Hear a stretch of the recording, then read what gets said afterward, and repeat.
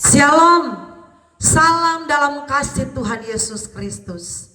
Tema firman Tuhan hari ini, pembuktian dari menerima kasih karunia. Ketika seseorang laki-laki, dia mencintai dan sangat mencintai pacarnya, bukti itu dari dia sangat mencintai pacarnya, pasti dia akan berusaha bekerja keras sampai mereka berdua masuk dalam pernikahan. Masuk dalam pernikahan yang kudus, pemberkatan nikah, sampai dibawa ke jenjang di mana orang berkata kepelaminan. Karena apa? Karena memang benar-benar dia sangat mencintai kekasihnya. Jadi ada pembuktiannya, bukan hanya sekedar menjalani hubungan berpacaran, tetapi dia membawa calon istrinya sampai ke pernikahan kudus, sampai kepada pelaminan. Itu baru yang namanya benar-benar dia mencintai calon istrinya. Saudara yang diberkati oleh Tuhan, sebagai orang Kristen, sebagai orang percaya Yesus, kita sudah menerima kasih karunia Allah. Kita sudah menerima pengorbanan Tuhan yang besar. Kita sudah menerima begitu banyak kasih karunia di dalam hidup kita. Bukan hanya pengorbanan Yesus yang disebut kasih karunia atas hidup kita, tetapi segala sesuatu yang kita miliki sampai hari ini, segala sesuatu yang kita dapat dari Tuhan, itu adalah kasih karunia Allah. Amin. Mari kita akan melihat Alkitab kita di dalam 1 Korintus 15 ayat yang ke-10. 1 Korintus 15 ayat yang ke-10 saya baca untuk kita semua. Karena aku adalah yang ayat 9 dulu sampai ayat 10. Karena aku adalah yang paling hina dari semua rasul, bahkan tidak layak disebut rasul, sebab aku telah menganiaya jemaat Allah. Tetapi karena kasih karunia Allah, aku adalah sebagaimana aku ada sekarang. Dan kasih karunia yang dianugerahkannya kepadaku tidak sia-sia. Sebaliknya aku telah bekerja lebih keras daripada mereka semua. Tetapi bukannya aku, melainkan kasih karunia Allah yang menyertai aku. Ada satu lagu yang berkata seperti ini. Ku ada sebagaimana ku ada, berdiri menghadap tahtamu Bapa, semua karena anugerahmu yang telah selamatkanku. Ku hidup dalam segala kelimpahan, ku layak untuk melayani Tuhan, semua karena anugerahmu tercurah bagiku. Saudaraku, dan inilah pengakuan Rasul Paulus lewat firman Tuhan bahwa kalau dia bisa ada sampai hari ini menjadi rasul, itu semua karena kasih karunia Allah dalam hidupnya.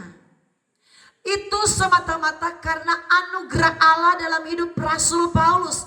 Dia menerima satu anugerah Tuhan yang besar. Dia menyadari bahwa dia mendapat kasih karunia Allah yang besar, yaitu menjadi seorang rasul, menjadi seorang hamba Tuhan. Karena apa? Dia menyadari bahwa dia menerima kasih karunia Allah yang besar. Di ayat 9 itu menjelaskan, karena aku, saya baca, adalah yang paling hina dari semua rasul, bahkan tidak layak disebut rasul, sebab aku telah menganiaya jemaat Allah. Rasul Paulus menyadari bahwa ketika kasih karunia Allah menjadi bagian dia, anugerah Tuhan dicurahkan bagi dia, dia menyadari benar-benar itu adalah anugerah Tuhan yang besar. Karena dia bilang, saya ini tidak layak disebut rasul, tidak layak dipercayakan Tuhan sebagai rasul yang memberitakan firman. Karena dia mengerti latar belakangnya, saudaraku. Dia mengerti siapa dia, saudaraku. Dia berkata, aku adalah penganiaya jemaat Allah. Jadi ketika anugerah Tuhan tercurah dalam kehidupannya, dia dipanggil Tuhan menjadi hambanya. Dia dipanggil Tuhan menjadi rasul yang dipakai dengan luar biasa. Dia menyadari itu, semua itu hanya karena anugerah Tuhan. Semua karena anugerah-Mu tercurah bagiku, semua hanya karena anugerah Tuhan. Sebab itu ketika dia menerima kasih karunia Allah, dia harus buktikan kepada Tuhan bahwa kasih karunia yang dia terima dari Tuhan itu tidak sia-sia. Amin. Karena banyak orang Kristen di hari-hari ini membuat kasih karunia Allah yang Tuhan sudah curahkan dalam kehidupan orang percaya itu menjadi sia-sia. Sia-sia kasih karunia Allah bagi orang-orang Kristen yang membuat kasih karunia itu sia-sia. Saudaraku, kalau kita tidak setia kepada Tuhan, kalau kita tidak mencari Tuhan dengan sungguh-sungguh, kalau kita tidak memprioritaskan Tuhan, kita sementara membuat sia-sia kasih karunia Allah. Pembuktian dari Rasul Paulus menerima kasih karunia Allah, apa yang dikatakan firman Tuhan di ayat 10. Saya baca untuk kita semua. Tetapi kasih karunia Allah, aku adalah sebagaimana aku ada sekarang. Dan kasih karunia yang dianugerahkannya kepadaku tidak sia-sia.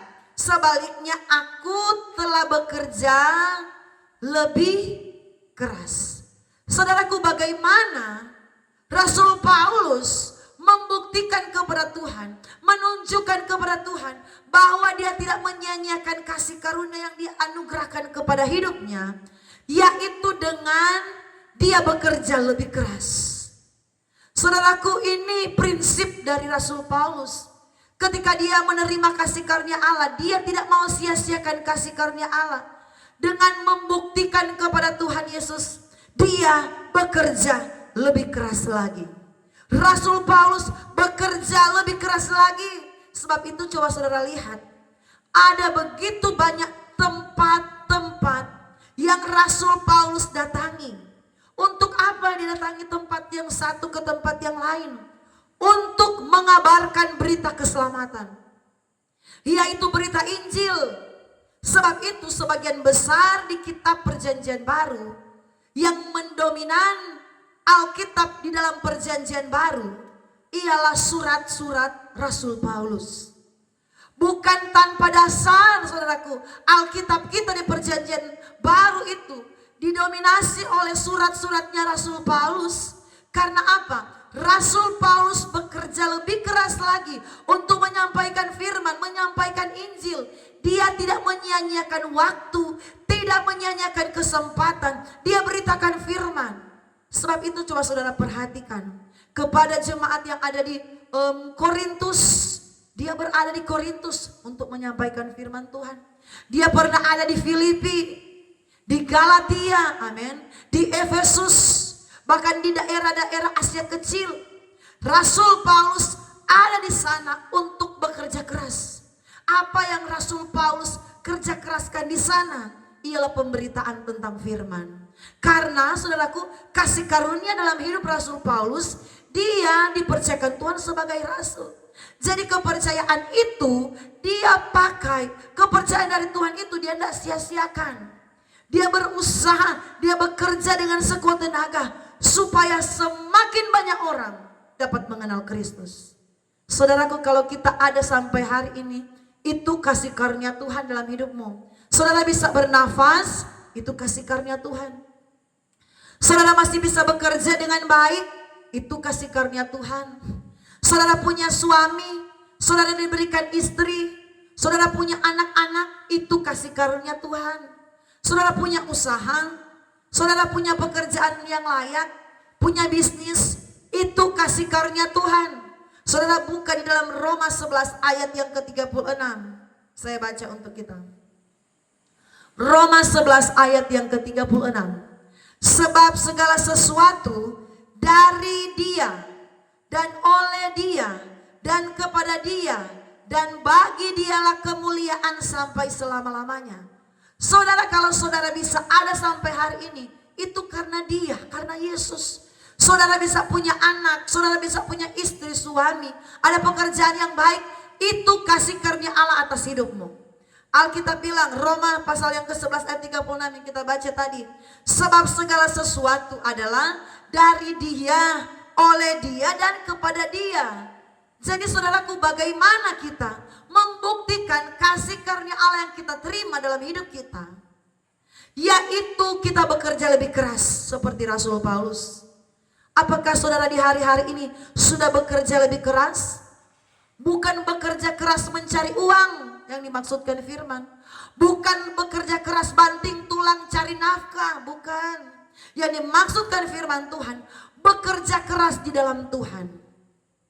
Ketika saudara menghargai kasih karunia Allah yang tercurah atas hidupmu, saudara menghargai Yesus Kristus sudah mati menebus segala pelanggaran kita, saudara akan bekerja lebih keras lagi untuk Tuhan. Contohnya apa? Saudara akan lebih bekerja keras lagi berdoa mencari wajah Tuhan. Kalau kita benar-benar menghargai kasih karunia Allah yang teramat besar dalam hidup ini, kita tidak akan menyia-nyiakan waktu ini. Kita akan berubah.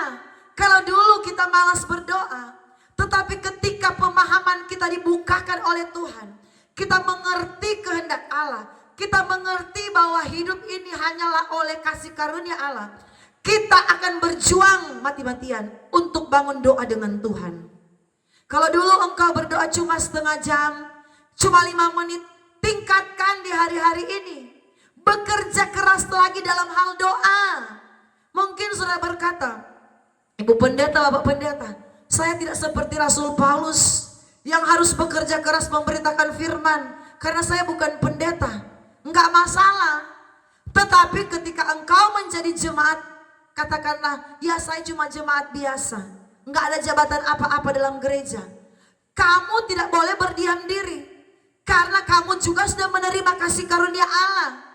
Kamu hidup sampai hari ini kasih karunia Allah.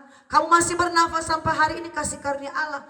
Pakai hidupmu, pakai nafasmu, bangun doamu dengan Tuhan. Amin. Bekerja keras dalam hal doa dengan Tuhan. Sudah berapa banyak kali kita bangun doa dengan Tuhan. Bekerja keras berarti apa? Kita tidak akan melewatkan sepanjang hari yang kita jalani tanpa kita berdoa dengan Tuhan. Saudaraku, saya bersyukur kepada Tuhan. Saya percaya itu bukan karena saya bisa, bukan karena saya mampu, tetapi saya berkata dalam diri saya, Tuhan, saya mau berusaha lebih dekat lagi dengan Engkau. Tuhan, saya bilang dengan Tuhan, Tuhan, saya mau lebih dalam lagi dengan Engkau. Saya mau saya semakin dekat, semakin dalam, semakin mengasihi Engkau. Saudaraku, setiap kali di tengah malam saya terbangun, maaf bicara, saya mau ke kamar mandi. Biasanya kalau kita lagi tertidur, ada saat-saatnya kita tengah malam itu terbangun untuk buang air kecil di kamar mandi. Ketika saya ke kamar mandi, entah itu jam berapa, keluar dari kamar mandi saya tidak langsung tidur lagi. Saya berkata dalam hati, saya mau lebih dekat dengan Tuhan, saya mau lebih dalam dengan Tuhan, saya mau bekerja keras lagi untuk membangun doa dengan Tuhan. Kalau dulu-dulu doa saya bilang, Tuhan, doa saya itu sedikit sekali dengan Tuhan. Doa saya itu jarang dengan Tuhan. Tetapi saya bersyukur Roh Kudus menjamah hati saya. Dan saya dibukakan pemahaman yang benar tentang firman. Ketika saya bangun tengah malam, saya tidak langsung tidur. Saya menyanyi, saya memuji Tuhan, saya menyembah Tuhan, saya berdoa kepada Tuhan. Jam berapapun saya terbangun. Kadangkala saya terbangun, saya lihat jam 2 tengah malam. Saya tidak tidur lagi. Saya ambil waktu, saya buka mata saya lawan ngantuk saya dan saya memuji Tuhan, saya berdoa. Kadangkala saya terbangun jam 3, kadangkala saya terbangun setengah 3, setengah 4. Ketika Tuhan bangunkan saya berkata, ketika saya terbangun di tengah malam, saya percaya itu Tuhan sementara membangunkan saya. Untuk apa? Saya lebih bekerja keras lagi dalam hal doa. Saudaraku, dalam hal doa itu perlu kerja keras. Amin. perlu pembuktian dengan Tuhan. Ketika kita menyadari bahwa Tuhan sudah menebus kita, kita berkata, oh terima kasih Tuhan, Engkau sudah mati bagi dosa-dosaku. Tidak cukup hanya sampai di kata-kata. Tidak cukup hanya sampai di mulut kita menyanyikan lagu, ku telah mati dan tinggalkan cara hidupku yang lama. Tidak cukup sampai di kata-kata, tetapi harus ada pembuktian kepada Tuhan. Bagaimana kita menghargai kasih karunia Allah itu. Kita bekerja lebih keras lagi dalam Tuhan. Pertama yang saya katakan kepada saudara, kita bekerja keras lagi dalam hal doa. Saudaraku, saya bersyukur kalau saya bisa terbangun tengah malam dan berdoa. Itu bukan karena saya bisa, karena saya hebat, tetapi saya percaya Tuhan juga rindu kalau kita ini dekat dengannya. Saya berkata, Tuhan, saya mau rindu dekat dengan Engkau. Saya mau rindu lebih dalam dengan Engkau. Saya mau rindu mendengar suara Tuhan di saat-saat tengah malam itu. Di saat subuh itu adalah saat yang terbaik kita berkomunikasi dengan Tuhan. Saat teduh, semuanya tenang. Saat kita memuliakan Tuhan. Saat kita menyembah Tuhan. Saudara, apapun pergumulanmu, apapun bebanmu, kalau kita bekerja keras dalam hal doa, doa itu adalah nafas kita. Kalau kita enggak doa, ibaratnya kita ini mati, tidak bernafas. Saudaraku, bangun doamu. Pergumulanmu itu kecil, asalkan kamu punya hubungan doa dengan Tuhan yang kuat. Asalkan kita punya hubungan doa yang dengan Tuhan yang maksimal. Bekerja keras memang, saudaraku, berdoa itu ada begitu banyak tantangan yang akan menghalangi kita untuk bekerja keras dalam hal doa. Pertama, apalagi kalau masih pagi, tengah malam apalagi, kita harus berjuang melawan ngantuk. Amin. Ketika kita berdoa di siang hari, di sore hari, di malam hari, kita harus berjuang melawan kesibukan, melawan pekerjaan, melawan aktivitas kita sehari-hari.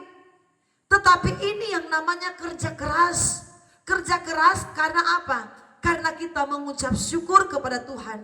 Karena Tuhan sudah memberikan kasih karunia yang besar dalam hidup kita. Jangan sampai kita sia-siakan kasih karunia Allah. Orang yang menyia-nyiakan kasih karunia Allah adalah orang yang pandang enteng dengan doa. Hubungan dia dengan Tuhan. Tuhan sudah menolong kita. Tuhan sudah berikan kasih karunia dalam hidup kita. Kita masih malas-malasan berdoa. Berarti kita tipe orang yang tidak menghargai kasih karunia Allah.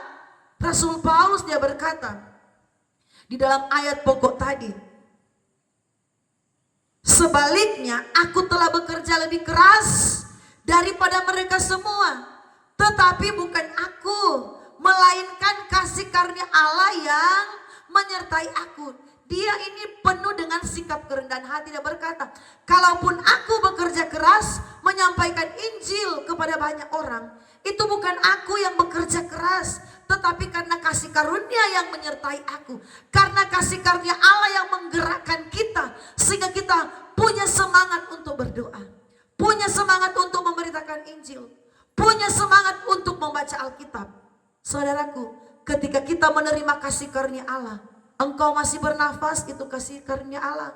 Engkau masih bisa bekerja, masih bisa makan dan minum, itu kasih karunia Allah.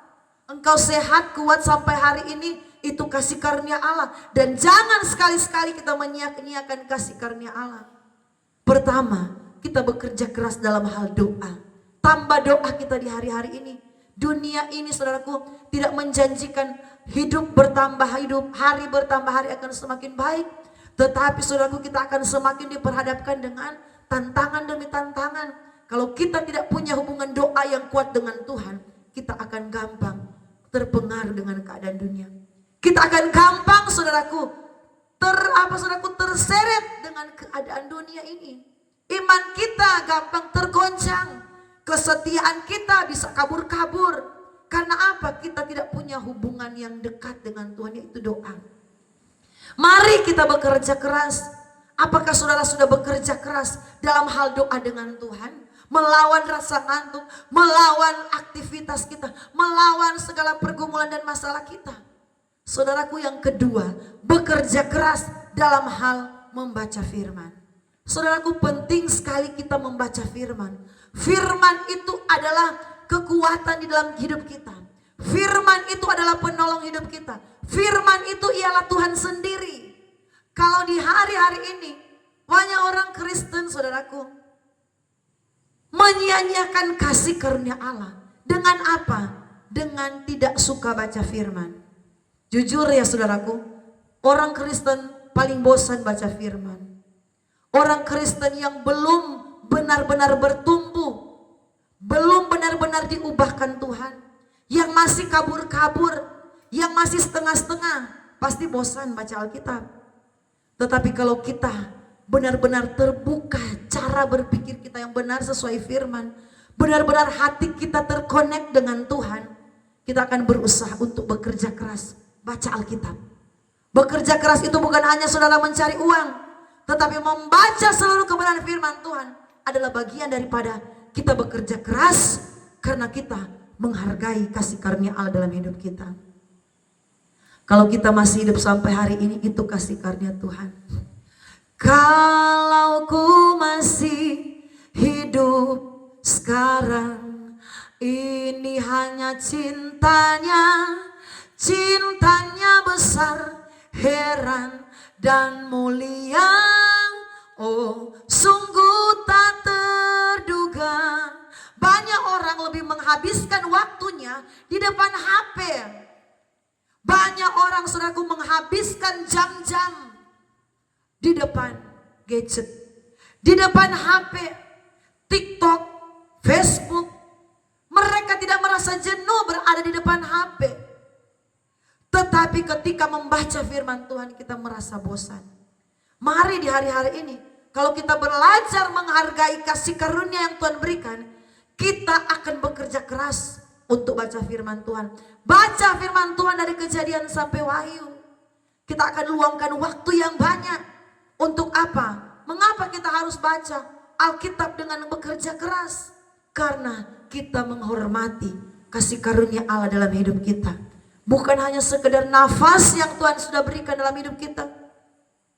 Bukan hanya sekedar berkat yang Tuhan sudah berikan dalam hidup kita. Bukan hanya sekedar usaha yang Tuhan sudah tolong dalam hidup kita.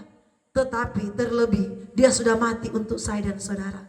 Dia sudah menyiapkan surga yang indah untuk saya dan saudara. Kalau kita tidak menghargai kasih karunia Allah, hati-hati. Jangan sampai apa yang Allah sudah persiapkan kepada kita, itu tidak menjadi bagian kita. Artinya hidup kita ini ditolak oleh Tuhan. Karena apa? Kita menolak kasih karunia Allah. Menolak kasih karunia Allah ketika kita tidak suka berdoa. Tanpa kita sadari, kita sementara menolak kasih karunia Allah. Menyia-nyiakan. Orang yang menyia-nyiakan kasih karunia Allah, dia tidak akan mendapat tempat dalam kerajaan Allah. Namanya dia sudah sia-siakan. Amin. Kalau kita menghargai kasih karunia Allah, kita tidak akan sia-siakan kasih karunia Allah dalam hidup kita. Orang yang tidak menyia-nyiakan kasih karunia Allah, dia akan bekerja keras untuk mencari Tuhan. Dia akan bekerja keras untuk beribadah kepada Tuhan. Saudaraku, apakah ketika kita tahu hari Minggu harinya Tuhan, apakah kita benar-benar bekerja keras untuk beribadah kepada Tuhan? Apakah ketika kita tahu hari Minggu itu adalah hari yang Tuhan katakan untuk kita datang mencari Tuhan, datang memuliakan Tuhan, datang menyembah Tuhan, datang mendengarkan firman Tuhan, apakah kita sudah bekerja keras untuk mempersiapkan diri kita untuk mencari Tuhan? Ada banyak orang Kristen, nanti hari Minggu itu baru sibuk sekali. Hari Minggu pagi jam 9 pagi rata-rata gereja itu ibadah ya. Jadi jam 9 pagi, jam 8 dia bingung. Cari sepatunya, cari Alkitabnya, tidak tahu. Sudah tersimpan di mana tuh Alkitab. Cari kemejanya, kalau laki-laki cari celananya, cari roknya. Sibuk nanti di hari Minggu. Karena apa? Tidak mempersiapkan diri. Belajar di hari-hari ini. Kalau kita menghargai kasih karunia Allah, kita harus buktikan dong. Buktikan dong sama Tuhan. Bagaimana cara kita membuktikan kasih karunia yang kita terima dalam hidup kita? Yaitu persiapkan diri kita untuk ada di rumah Tuhan. Untuk menghargai jam-jam ibadah. Kalau kita tidak menghargai jam-jam ibadah, itu sama dengan kita tidak menghargai pengorbanan Tuhan. Kita sementara menyia-nyiakan kasih karunia Allah dalam hidup kita. Tuhan sudah tebus kita, tetapi kita ini pandang enteng. Kita anggap remeh, kita sia-siakan berkat Allah yang besar, kemurahan Tuhan yang melimpah, kasih karunia Tuhan yang besar, kita sia-siakan oleh karena apa? Malas ibadah. Orang yang malas ibadah berarti dia tidak menganggap Tuhan itu berarti dalam hidupnya. Berarti keselamatan yang Tuhan berikan kita anggap sepele. Gak ada artinya. Orang yang kalau dia tahu keselamatan yang Tuhan berikan itu ada artinya, bahkan sangat berarti dalam hidupnya, dia akan selalu menyala-nyala untuk mencari Tuhan. Masih belum hari Minggu dia so ingat-ingat, Tuhan sudah mau dekat hari Minggu. Masih hari Selasa dia sudah berapi-api untuk mau datang kepada Tuhan di hari Minggu. Dia sudah mempersiapkan segala sesuatu. Dia sudah persiapkan baju yang akan dia pakai, sepatu apa yang dia mau pakai, persembahannya pun dia sudah siapkan pada sebelum hari Minggu. Saudaraku, orang yang menghargai anugerah Allah dalam hidupnya, dia akan bekerja lebih keras. Lihat Rasul Paulus, dia berkata, sebaliknya aku telah bekerja lebih keras, saudaraku, lebih keras dari mereka, lebih keras daripada orang-orang lain yang menerima kasih karunia Allah. Dia berjuang, dia mau berikan yang terbaik bagi Tuhan. Karena apa? Dia sudah terima kasih karunia Allah. Saudaraku, kita sudah terima kasih karunia Allah. Tetapi mengapa banyak orang Kristen menyia-nyiakan kasih karunia Allah? Malas berdoa, malas baca Alkitab, malas datang ibadah, bahkan berbulan-bulan tidak injakan kaki di gereja, kita menganggap biasa. Itu sudah sama kita sementara menyia-nyiakan kasih karunia Allah. Karena apa? Orang yang tidak menyia-nyiakan kasih karunia Allah, dia akan sangat menghormati Tuhan. Orang yang tidak menyia-nyiakan anugerah Allah, dia akan selalu memberikan perhatiannya kepada Tuhan. Karena Tuhan yang sudah memberikan anugerah dalam hidupnya. Tuhan yang sudah memberikan kasih karunia dalam hidupnya. Keselamatan kita tidak dapat peroleh dari siapapun selain daripada Yesus Kristus yang sudah menebus hidup kita. Mari bekerja keras di hari-hari ini. Kalau selama ini kita banyak perhitungan dengan Tuhan, jangan dong kita banyak perhitungan dengan Tuhan. Bagaimana mau disebut kerja keras? Kalau kita mau dengan Tuhan kita banyak perhitungan. Rasul Paulus dia bekerja keras, dia nggak perhitungan dengan Tuhan. Bahkan dia rela menjadi tukang tenda, bekerja. Supaya apa? Supaya ketika dia melakukan pelayanan penginjilannya, dia tidak membebankan kepada jemaat. Dia berusaha dengan tenaganya, dia bekerja, dia menghasilkan uang. Uang itu dia pakai untuk pekerjaan Tuhan. Karena apa? Jujur, banyak jemaat juga yang pernah dia layani yang tidak tahu melihat pekerjaan Tuhan. Hanya sedikit. Di antara itu ada satu jemaat yang sempat dipuji oleh Rasul Paulus, yaitu jemaat di Makedonia. Mereka adalah jemaat yang miskin tetapi kaya dengan kemurahan. Tetapi ada jemaat, saudaraku, yang dicatat oleh Alkitab. Mereka itu hitung perhitungan dengan Rasul Paulus. Hitung hutang piutang dengan Rasul Paulus. Rasul Paulus yang mencatat di dalam firman Tuhan. Dia sudah alami. Jadi dia bekerja keras, saudaraku. Bekerja keras mengabarkan firman Tuhan tanpa menjadi beban bagi pelayanan yang dia layani. Saudaraku, ketika kami menerima anugerah Tuhan yang besar, kami bersyukur Tuhan bisa panggil kami menjadi hamba Tuhan.